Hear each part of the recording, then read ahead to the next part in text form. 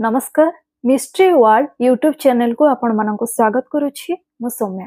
आजिर एही interesting video रही किछि खास कारण यार टॉपिक बहुत रहस्यमय रही आ एही टॉपिक टी रही टाइटैनिक जहाज उपरे। आपण टाइटैनिक विषय रे बहुत पढ़िथिबे एवं सुनिथिबे निश्चय। आमे फिल्म विषय रे कहूना हो प्रकृत टाइटैनिक जहाज विषय रे कहूछु जहा उपरे फिल्म तैयारी करा जायथला। विश्वर सबुठारु बड़ जहाज भावे परिचित टाइटैनिक बुड़ीबार 108 वर्षरु भी अधिक वर्ष बीती गलानी। प्रायतः समस्ते जानती जे समुद्र रे यार अंशावशेष केउठारे अछि किंतु आज पर्यंत समुद्ररु तार भग्न खंड को बाहर करा जाउ नाही काहेकि कोन ताहा आपण जानिछंती कि तेबे ताहा जानिबा आगुरु प्रथमे आम चैनल मिस्ट्री वर्ल्ड को सब्सक्राइब करि नियंतु। एबे देखंतु फुल वीडियो। 108 वर्ष पूर्वे 1912 मसीहा एप्रिल 10 तारिख रे दुनियार सबुठारु बड़ जहाज टाइटैनिक निजर यात्रा आरंभ करिथिला।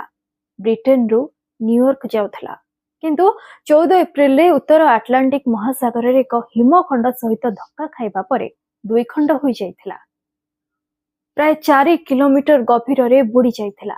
एथिरे 1500 रु भी अधिक लोक प्राण हराइथिले।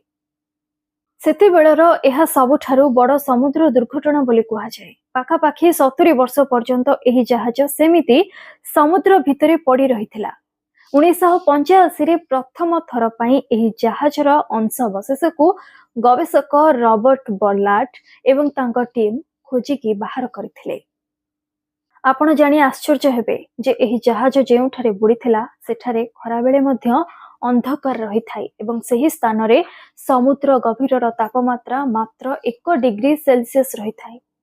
सेथि पई एही स्थान को जीवाको समस्त डरुथिबा बेले सेठाको जाई एही बड़ ओजनिया जहाज को बाहर को आनिबा केवल मुश्किल नुहे बरं असंभव मध्य। ता सहित समुद्र भितरे टाइटैनिक रो अंशावशेष अधिक समय पर्यंत रही परिबो नाही काहेकि ना एहा अति द्रुत गति रे मिलेबारे लागिछि बोली रिपोर्ट रु सूचना मिलिछि। विशेषज्ञक अनुसार आसंता 20 रु 30 वर्ष मध्य रे एहा संपूर्ण भाबे मिलै जिवो एवं समुद्र रे मिसि जिवो। आश्चर्य लागुछि ना किंतु एहा समुद्र रे थिबा बैक्टेरिया कारणरु एहा हेबो कारण एथिरे थिबा बैक्टेरिया लुहारे निर्मित एही जहाज को द्रुत गति रे नष्ट करूछंती। एक रिपोर्ट अनुसार एहा सामना को आसीछि। जंक उत्पन्न करुथिबा एही बैक्टेरिया प्रतिदिन जहाजरो 180 किलो लुहा खाई जाउछंती जेउथि पई वर्तमान वैज्ञानिक माने विश्वास करूछंती जे टाइटैनिक रो आयुष आउ खूब कम दिन। तेबे आजिर एही इन्फॉर्मेशन आपनको केमिति लागिला हमकु कमेंट रे जणांतु। वीडियो को लाइक और शेयर करंतु। एभली वीडियो देखिबा पई चाहुथिले हम चैनल को आज ही सब्सक्राइब करंतु। रहूछु जय जगन्नाथ।